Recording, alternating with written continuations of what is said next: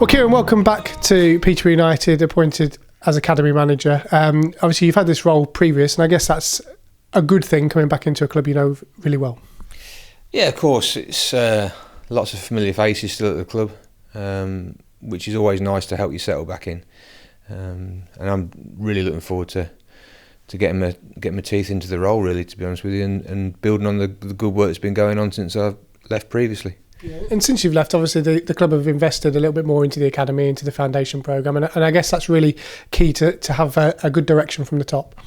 Absolutely. It's great to see the additional investment, but also the real enthusiasm for the programme, for the community programme, all the good work's going on, and the club are clear that they want every department in the football club to grow and improve, which has given me the opportunity to come back in. So I'm very grateful for that. Of course, as time moves on within the game, the rules have changed slightly in terms of the first team structure, because you actually have to have 2 homegrown players within your 18. And I guess I suppose that puts extra pressure on the academy, but also it's a great opportunity for academy players to get a first team experience under their belt. Yeah, it's really positive pressure. That's the way I look. Of course, it's pressure, but we want to work under pressure. We don't want to work in isolation as an academy programme and just sort of tick over. We want to produce really good young people and ultimately players for our first team. So that added pressure, if you like, is exactly what we want. Yeah, what's the biggest challenge in terms of bringing players through within the academy structure at the moment? Is it getting the right character, or is it all about what they do on the pitch? It's a long-term view. So it's building their technical capacity and their tactical awareness through the programme.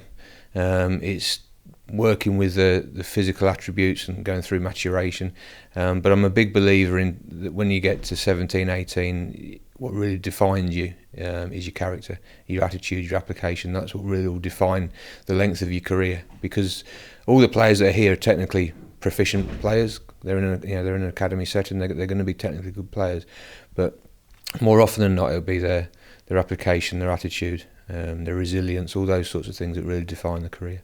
And of course, in your role, it's not just about the players, it's also about the coaches and making sure that they develop at this football club and obviously get better, because ultimately better coaches equal better players. Absolutely. Two key things. I don't think it's none of it's rocket science in some respects. You get your recruitment right in terms of the level of potential that you bring into the club.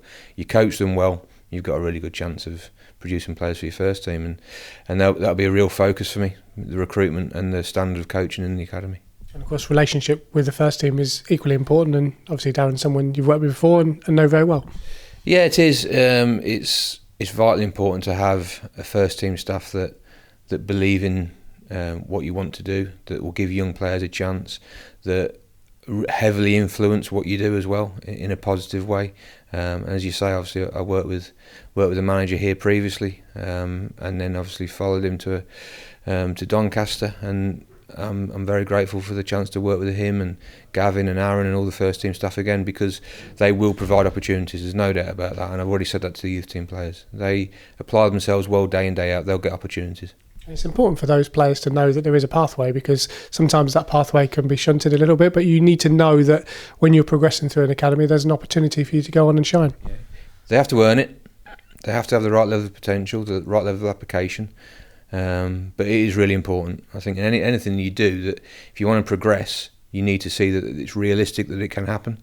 And if it's not there, it can be a real demotivator.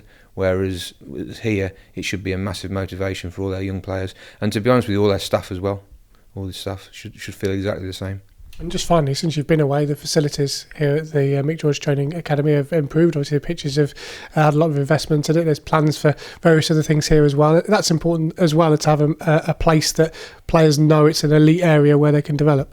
Absolutely, it's great to see. Obviously, being here sort of from the outset when we sort of first moved in here, and playing a sort of big part in that project with the likes of Nick and other key staff, to see it continue to grow and to improve as a facility, and the 3G going down, the benefits that brings, obviously the young players here, the school, the community, and the plans for the other facilities again that will benefit not just the academy but maybe the wider community as well. It's really good.